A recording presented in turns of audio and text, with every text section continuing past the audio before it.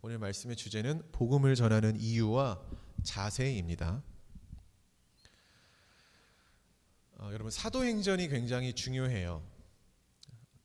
왜냐하면은 그 세계적인 지질학자 윌리엄 램지라는 학자가 있습니다. 굉장히 유명한 학자예요.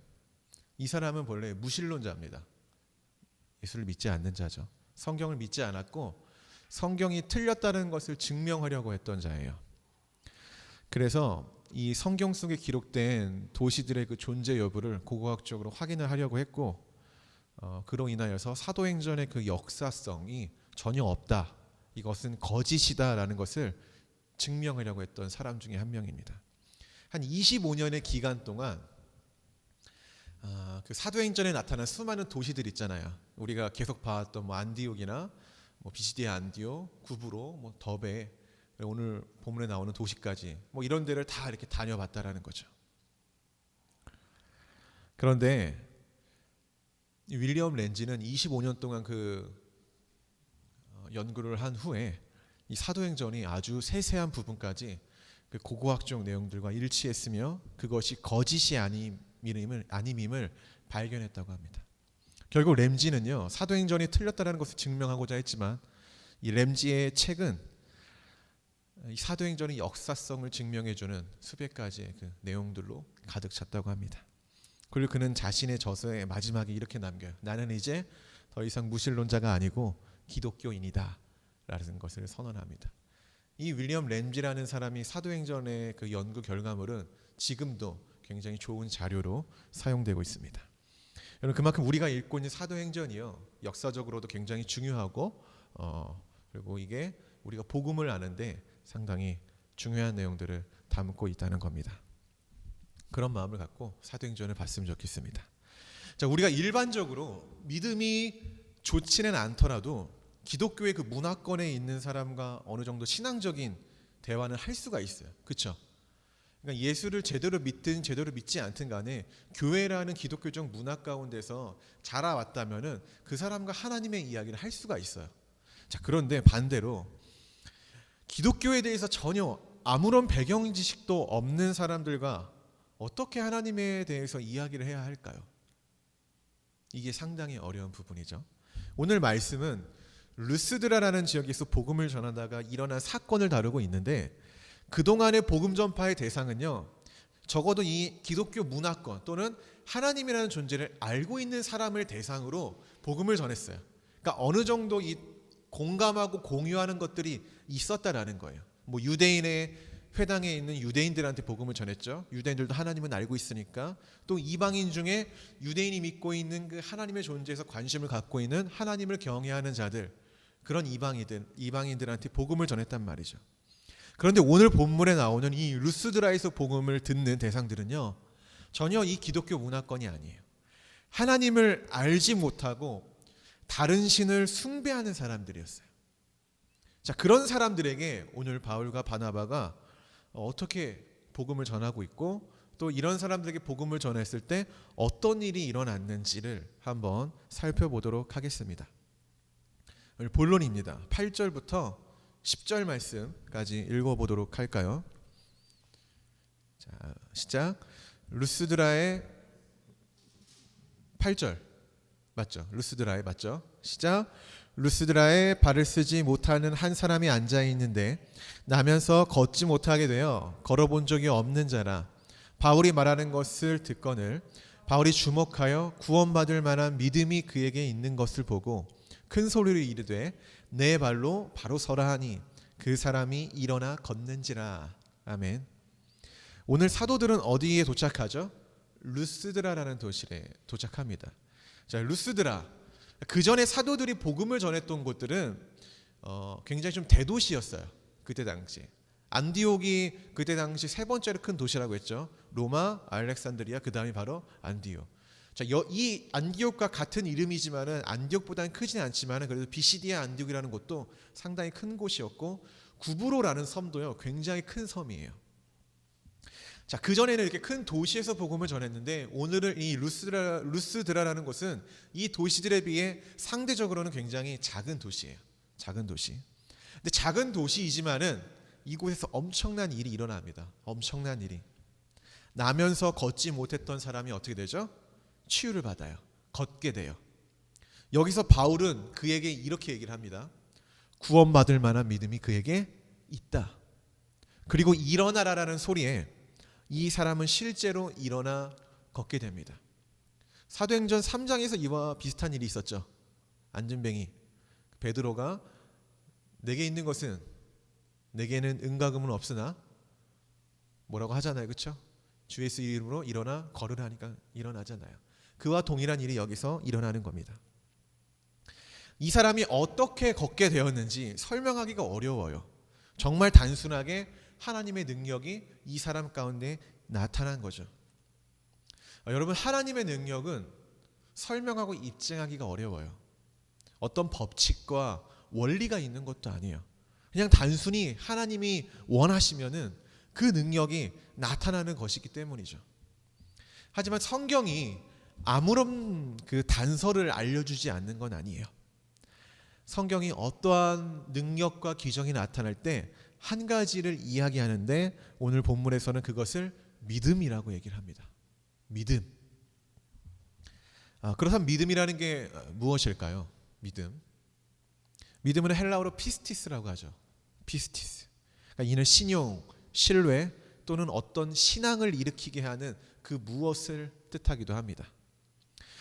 또 어떠한 대상에 대하여 내가 가지는 그 신뢰의 마음을 또 믿음이라고 할 수 있고요.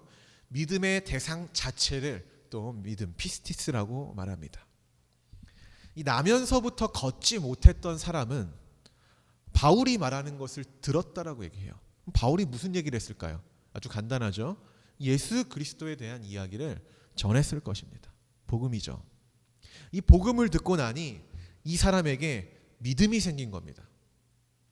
또한 그것을 믿어야겠다라는 그런 마음일 수도 있겠죠. 정확히 설명하기 어렵지만은 한 가지 확실한 것은 그 믿음으로 인하여 이 사람이 걷게 되었다라는 거예요. 믿음으로 회복된 거죠. 저는 지금도 하나님의 능력과 회복이 믿음을 통해 나타난다고 믿습니다. 때로는 우리가 이해할 수 없지만은 설명할 수 없지만은 그러한 능력들이 나타납니다. 또한 다양한 일들이 믿음의 기도를 통해서 이루어지는 것을 자주 경험하기도 합니다. 그런데 하나님은 왜 우리가 이해할 수 없는 일들을 이렇게 나타내시는 걸까요? 하나님은 우리가 이해할 수 없고 설명할 수 없는 그런 놀라운 능력들을 왜 그런 믿음 있는 자들에게 보이시는 걸까요? 저는 그 이유가 단 하나라고 봅니다. 그 이유는 하나님 나라가 그 사람을 통해 드러나길 바라시는 거예요. 하나님의 나라가. 그런데 하나님의 능력이 나타나고서가 중요해요. 하나님의 능력이 그 사람을 통해서 나타내고 나서 아주 중요한데 그 사람이 그 영광을 가로채면 하나님 나라가 드러나지 않게 되고 그 사람 자체가 변질되게 됩니다. 잘 들으십시오. 그러나 하나님의 능력이 나타난 후 자신이 가로채지 않고 많은 사람들 앞에서 이것은 하나님이 하셨습니다 라는 것을 드러내고 하나님의 영광을 돌리면 하나님께 영광을 돌리면 그것을 통해 하나님 나라가 드러나고 하나님은 그것을 통해서 또 하나님의 일을 이루어 나가십니다. 오늘 이 하나님의 놀라운 능력이 나타나고 나니까 많은 사람들이 어떤 반응을 했는지 한번 볼게요. 11절부터 13절입니다. 읽어보겠습니다. 시작. 무리가 바울이 한 일을 보고 루가오니아 방언으로 소리질러 이르되 신들이 사람의 형상으로 우리 가운데 내려오셨다 하여 바나바는 제우스라 하고 바울은 그 중에 말하는 자이므로 헤르메스라 하더라. 시외 제우스 신당의 제사장이 소와 화환들을 가지고 대문 앞에 와서 무리와 함께 제사하고자 하니. 아멘. 많은 사람들이 이 기적을 목격합니다. 이 하나님의 능력을 봐요. 자, 소리를 지을 정도로 놀랐고 이 일은 루스드라라는 그 작은 도시에 일파만파 그 이슈가 됐어요. 커졌어요. 그리고 그들은 신들이 사람의 모습으로 이곳에 왔다라고 할 정도로 놀랐습니다. 그래서 바나바를 뭐라고 부르죠? 제우스라고 부르고요. 바울을 누구라고 부릅니까? 헤르메스. 많이 들어본 것들이죠. 제우스와 헤르메스는 당시 루스드라 지역 사람들이 섬기는 신의 이름이겠죠. 그러니까 이렇게 불렀겠죠. 바울과 바나바는 신과 같은 대우를 받았고, 심지어 제우스 신전의 제사장이 소와 화환들을 가지고 바울과 바나바를 찾아왔고 그들을 향해 제사, 즉 예배를 드리려고 했습니다. 자, 지금 이 상황을 잘 기억해야 돼요. 근데 이때 사도들이 어떻게 대처합니까? 14절부터 18절을 한번 읽어보겠습니다. 시작. 두 사도 바나바와 바울이 듣고 옷을 찢고 무리 가운데 뛰어 들어가서 소리질러 이르되 여러분이여 어찌하여 이러한 일을 하느냐. 우리도 여러분과 같은 성정을 가진 사람이라. 여러분에게 복음을 전하는 것은 이런 헛된 일을 버리고 천지와 바다와 그 가운데 만물을 지으시고 살아계신 하나님께로 돌아오게 함이라. 하나님이 지나간 세대에는 모든 민족으로 자기들의 길들을 가게 방임하셨으나 그러나 자기를 증언하지 아니하신 것이 아니니 곧 여러분에게 하늘로부터 비를 내리시며 결실기를 주시는 선한 일을 하사 음식과 기쁨으로 여러분의 마음에 만족하게 하셨느니라 하고 이렇게 말하여 겨우 무리를 말려 자기들에게 제사를 못하게 하니라. 아멘. 저는 이 부분에서 굉장히 중요한 사실 두 가지를 발견했고 말씀드리려고 합니다. 하나는 방금 전에 말씀드린 것처럼 하나님의 능력이 나를 통해 나타냈을 때 우리가 어떻게 대처해야 되는지, 우리가 어떻게 반응을 해야 하는지와, 두 번째는 기독교적 배경과 지식이 전혀 없는 사람들에게 이 사도들이 어떻게 복음을 전했는가입니다. 우리 먼저 14절과 15절을 보면은 바울과 바나바를 신으로 여기는 사람들을 향해 이 바울이 뭐라고 말을 합니까? 이렇게 얘기해요. 우리도 여러분과 같은 성정을 지닌 사람이다. 저는 이 문장에서 굉장히 깊은 것을 깨달았어요. 제가 깨달은 게 뭐냐면은 사도들이 이 하나님의 능력이 나타났을 때 자신들이 이렇게 사람들 자신들을 이렇게 높이고 경배하려고 하지 않습니까? 이때 이 강한 유혹을 떨쳐버렸다라는 거예요. 이 이야기 하나로. 우리도 여러분과 같은 똑같은 사람이다. 이 말 하나로 이 유혹을 떨쳐버렸다라는 거예요. 여러분, 사도들은요 루스드라에서 신처럼 군림할 수도 있었을 거예요. 그렇죠? 이 능력 하나로 사람들의 마음을 이용해 얻고자 하는 것을 얻을 수도 있었을 거예요. 그런 유혹이 있을 수 있거든요. 많은 사람들이 자신들에게 오면서 제사를 드리고자 했을 때 그런 것들을 충분히 누릴 수 있거든요. 근데 사도들은 단칼에 거절해요. 우리도 너희와 같은 사람이다. 많은 사람들이 자신을 높이고 드러내길 원합니다. 간혹 하나님의 능력이 자신의 능력인 것처럼 행동하는 사람들이 있어요. 하나님은 그냥 단순히 그 사람을 통해 하나님의 나라가 드러나기를 원해서 자신의 능력을 그 사람을 통해 보여주신 건데, 나타내신 건데, 주변 사람들이 막 대단하다 이야기하고 어떻게 그런 일이 일어날 수 있는가 이렇게 칭송을 하고 높여주니까 순간 그것이 자기의 능력인 줄 알고 하나님의 능력을 가로채는 거예요. 하나님의 능력을. 자기가 한 게 아니라 겸손한 척하면서 사실 그 안에, 그 겸손 안에 교만이 은은하게 자리 잡고 하나님의 능력이 자신에게 나타났으니 이 또한 하나님의 능력이 아니라 내가 높임을 받아야 된다라는 그런 마음이 스물스물 올라오는 거죠. 결국 하나님이 아닌 자신이 영광을 받는 거예요. 이런 유혹이 있다라니까요. 우리가 그런 놀라운 일들이 하나님이 우리를 통해 나타냈을 때 우리의 반응, 내가 높임을 받고자 하는 그런 마음을 단칼에 제거하고 하나님께 영광을 돌리는 그 자세, 그 대처를 우리가 해야 된다라는 거예요. 이는 정말로 위험하며 하나님으로부터 무서운 심판을 받을 만한 행위라는 거예요. 그것을 우리가 가로챈다면. 여러분, 하나님이 여러분을 통해서 하나님의 능력이 나타남으로 놀라운 이들이 나타났을 때 그 영광을 주님께 돌리시기 바랍니다. 오늘 사도들이 그랬던 것처럼 우리는 여러분과 같은 사람입니다. 오늘 사도들처럼 그렇게 행동하는 여러분이 되길 바랍니다. 자, 이어서 사도들은 자신들을 경배하러 온 무리들에게 하나님에 대해서 증거를 하는데, 여기서 바울이 이런 얘기를 해요. 우리가 복음을 전하는 이유가 무엇인가? 라는 이야기를 하는데 여기 이렇게 얘기합니다. 여러분에게 복음을 전하는 것은 이런 헛된 일을 버리고 천지와 바다와 그 가운데 만물을 지으시고 살아계신 하나님께 돌아오게 하려 함입니다. 이게 이제 복음을 전하는 이유라는 거예요. 헛된 일을 버리고 바울이 하나님을 믿지 않는 사람들에게 복음을 전할 때 그는 자신이 이 복음을 전하는 이유에 대해서 분명히 말합니다. 헛된 일을 버리고 하나님께로 돌아오게 하고자 하는 것이다. 여러분, 복음이라는 것은 유앙겔리온, 좋은 소식이라고 하죠. 그런데 복음이 좋은 소식이 될 수 있는 이유, 좋은 소식인 이유는 예수 그리스도로 인하여 우리가 헛된 일을 버리고 하나님께로 돌아올 수 있는 방편이 마련되었기 때문이에요. 그렇다면 바울이 오늘 본문에서 말하는 헛된 일은 무엇일까요? 우리 문맥 안에서는 이거겠죠. 사람을 하나님처럼 섬기는 것. 또한 제우스나 헤르메스라는 그런 거짓된 우상을 향해 제사를 드리는 일들을 말하는 겁니다. 그리고 만물을 창조하신 그 살아계신 하나님을 믿게 하고 그분께 돌아오라고 선포합니다. 모든 사람의 마음에는 종교심이 있다고 하죠. 그러니까 무언가를 의지하고 기대고 싶은 마음이 있다는 겁니다.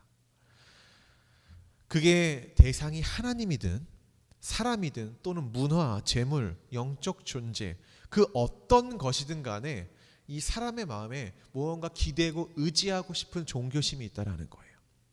기독교적 배경이 없는 사람들에게도요, 복음을 전할 때 그 사람이 어떤 마음을 가지고 있는지, 무엇을 의지하며 살아가는지를 먼저 파악하는 게 중요합니다. 그리고 그 마음을 하나님께로 돌려야 하는 거예요. 하나님께로. 그것을 의지하고 살아가는 게 얼마나 헛된 것인지, 영원하지 않은 그것을 영원한 것처럼 의지하고 믿고 나아가는 게 얼마나 헛되고 부질없는 것인지를 나타내주고 그 마음을 하나님께로 돌려야 하는 거예요. 그리고 그 헛된 일에서 멈추게 해야 한다는 거죠. 자, 이어서 바울은 그들에게 복음을 전할 때 이러한 얘기를 해요. 하나님을 믿는 게 얼마나 큰 기쁨인지 자연 계시를 통해 얘기를 하죠. 오늘 본문에서는 하나님이 하늘에서 비도 내려주시고 철을 따라 좋은 열매들도 허락하시고 그로 인하여 먹을 수 있는 양식을 주셔서 우리 마음을 기쁨으로 가득 채워주신다. 그런 분이다라고 전해요. 저는 이 부분이 굉장히 중요하다고 봐요. 우리가 그 예수를 믿지 않는 사람들에게 하나님이 누구신가라고 전달할 때 하나님을 믿으면은 우리가 어떠한 것들을 누리고 경험할 수 있는지를 말하는 게 상당히 중요하다고 봅니다. 근데 1차적으로 우리가 분명 그것들을 경험하고 누릴 수 있는 거야겠죠. 우리가 하나님 안에 거할 때 누릴 수 있는 충만한 것들이 있는 것은 아주 사실이에요. 기도를 통한 하나님과의 교제가 있죠. 또 기도 교제로 끝납니까? 하나님이 원하시고 하나님 마음에 합당하다면은 그 기도에 응답해 주시죠. 그리고 두려움이 가득할 때 우리가 찬양하고 하나님의 안에 거할 때 그 두려움은 사라지고 우리 마음 가운데는 빛과 그 소망으로 가득 차게 되죠. 또 그 외에도 아주 우리가 하나님 안에 거할 때, 하나님 믿을 때 이 세상에서 누릴 수 있는 다양한 것들이 있습니다. 혹여나 이 자리에 계신 분들 중에 아직 주님이 주시는, 주님 안에서 우리가 누릴 수 있는 그 수많은 것들을 놓치고 계신 분들이 있다면 매일매일 주님 안에서 내가 거하기 원한다고 고백하며 살아가시길 바랍니다. 그로 인하여 하나님만이 주시는 것을 누릴 수 있는, 그리고 그것을 누림으로 예수를 믿지 않는 자에게 하나님이 이런 분이다라는 것을 이야기해 줄 수 있는 그런 성도가 되길 바랍니다. 자, 사도들이 이렇게 이야기함으로 결국 자신들에게 그 제사를 지내고자 하는 그러한 시도를 막았어요. 이어서 19절, 20절을 보겠습니다. 자, 시작.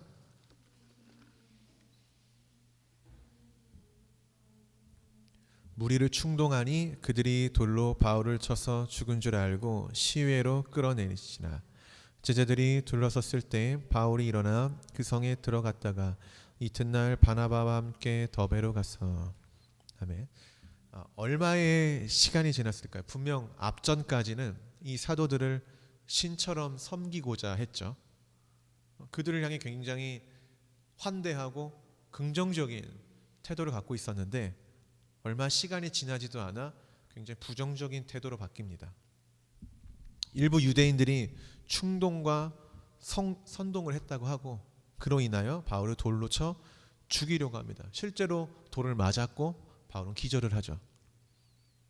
일부 유대인들이 루스드라 주민들을 어떻게 충동질했는지는 잘 나와 있지 않아요, 그렇죠?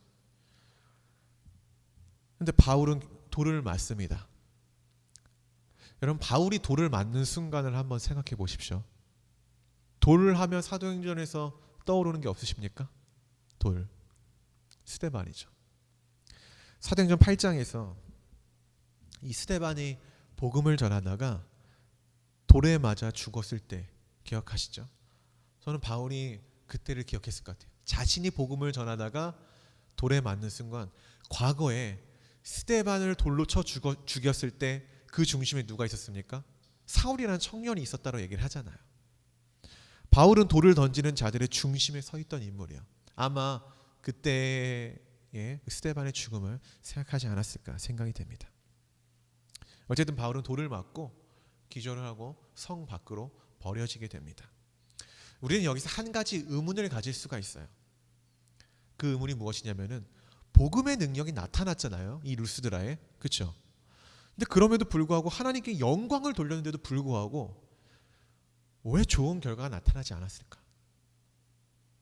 우리는 흔히 신앙생활을 하면서 좋은 결과가 하나님의 뜻이라는 그런 암묵적인 그런 생각들이 있잖아요. 그래서 좋은 결과를 얻기 위해 하나님께 영광을 돌리기도 해요. 그런데 우리가 하나님께 영광을 돌린다고 해서 꼭 좋은 결과가 나타나는 것은 아닐 수도 있어요. 물론 우리가 하나님께 영광을 돌리는 이유가 그런 유익을 얻기 위해도 아니죠. 어떤 결과가 나오든 그것과 상관없이 하나님께 영광을 돌리는 것이죠. 하나님께 영광은 우리가 얻게 되는 결과와는 상관없이 드려지는 겁니다. 그래도 오늘 본문에서는 사도들이 복음을 전함으로 능력도 나타났고 자신들을 경배하고자 하는 그런 유혹도 단칼에 떨쳐버렸고 또 그들에게 복음을 전함으로 자신들을 숭배하고자 하는 그런 우상적 행위를 멈추지 않았습니까? 근데 그 결과가 뭐였냐면은 돌에 맞고 기절해서 성 밖으로 쫓겨나요. 어떻게 보면 인간적인 시선에서 이 루스드라에서 복음을 전파한 이 일은 실패 아닙니까? 실패. 그렇게도 느껴질 수 있다라는 거예요. 결과를 보면은. 근데 우리가 조금 더 큰 측면에서 보면은 비록 복음을 전하다가 돌에 맞아 죽을 뻔하고 성 밖으로 쫓겨났지만은 이들이 복음을 전파한 일을 실패라고 판단하기에는 조금 무리가 있습니다. 저는 실패가 아니라고 봐요. 하나님의 시각에서도 그렇고 인간의 시각에서도 실패가 아니라 저는 좋은 결과를 얻었다라고 봅니다. 좋은 결과. 자, 그렇다면 돌에 맞아 기절하고 죽을 뻔한 위기를 경험하면서까지 이들이 얻은 좋은 결과는 무엇일까요? 여러분, 제가 아까 복음이 무엇이라고 했죠? 좋은 소식, 유한겔리온. 근데 그것이 좋은 소식이 될 수 있는 이유가 무엇입니까? 예수 그리스도로 인하여서 우리가 헛된 일을 버리고 하나님께 새로 지음 받은 사람으로 나올 수 있는 그 방편이 마련됐기 때문이에요. 비록 돌에 맞아 기절해서 죽을 뻔하지만은 나면서 걷지 못했던 자가 복음을 믿음으로 구원받았다라는 사실. 이 단 한 사람뿐이지만은 그래도 그 단 한 사람을 구원시킨 하나님의 능력. 그리고 그 사람이 여전히 루스드라에 남아 있기 때문에 이 복음 전파는 성공이라는 겁니다. 변화는 예수 그리스도의 복음을 믿고 변화된 한 사람부터 시작이 되는 거예요. 하나님은 사도들을 통해 루스드라에 가장 큰 복음의 변화를 남겨두셨습니다. 비록 사도들은 쫓겨났으나 하나님은 거기에 단 하나의 씨앗을 남겨두세요. 복음의 산증인 한 사람, 바로 나면서부터 걷지 못했던 사람이 믿음으로 구원을 받아 걷게 되었다라는 것. 이 실존적인 증거가 남는다라는 거예요. 이 한 사람이 중요하고 복음의 능력을 경험한 이 한 사람을 통해 하나님의 일이 확장될 것입니다. 우리가 그 한 사람이 되기를 축원합니다. 결론입니다. 오늘 우리는 이 사도들이 루스드라에서 복음을 전하는 그 이야기를 보면서 여러 가지들을 깨달았습니다. 여러 가지. 그 중에 가장 제 마음에 남는 것은 큰 유혹을 뿌리침으로 하나님의 영광을 가로채지 않았던 그 사도들의 모습, 그리고 사도들이 복음을 전하는 이유였습니다. 사도들이 복음을 전하는 이유가 무엇이었습니까? 사람들이 헛된 일을 버리고 창조주 하나님께로 돌아오게 하기 위해서. 여러분, 그 외에 다른 이유가 없어요. 복음을 전하는 이유가 그 외에 다른 이유가 돼서는 안 됩니다. 복음을 전함으로 자기 사람을 만들어서 큰 무리를 이끌려고 하는 것도 아니고요. 이것을 통하여 어떤 호화로운 생활을 하려고 하는 것도 아니에요. 복음을 전하는 이유는 굉장히 단순히 많은 사람들이 헛된 것으로부터 돌이켜 하나님께로 돌아오게 하기 위함이라는 거예요. 이 순수한 마음을 우리가 기억해야 된다는 거예요. 복음을 전하는 이유는 예수를 믿는 그 세력을 증가하고 그 힘을 통하여서 뭔가 하려고 하는 게 아니라 아주 단순하게 그 사람이 헛된 행실로부터 돌이켜 하나님을 믿게 하려고 함이라는 그 순수한 마음을 우리가 기억했으면 좋겠고, 우리도 사도들과 같이 그런 마음을 품고 복음을 전하는 성도들이 되기를 바랍니다. 비록 복음을 전하다가 죽을 뻔하고 쫓겨났지만 이들은 실패한 것이 아니다. 하나님은 그들을 통해 변화된 한 사람을 만드셨고, 이 한 사람은 루스드라에 남겨진 복음의 씨앗이다. 여러분이 하나님을 제대로 믿음으로 변화된 그 복음의 씨앗이 되길 바라고, 여러분이 하나님이 이 땅에 남기신 복음의 씨앗임을 기억하시기 바랍니다. 후에 어떤 열매가 나올지 모르겠지만은 귀한 열매가 맺어지기를 바라며 날마다 믿음 안에 거하는 성도가 되기를 주의 이름으로 축원합니다. 아멘. 기도하겠습니다.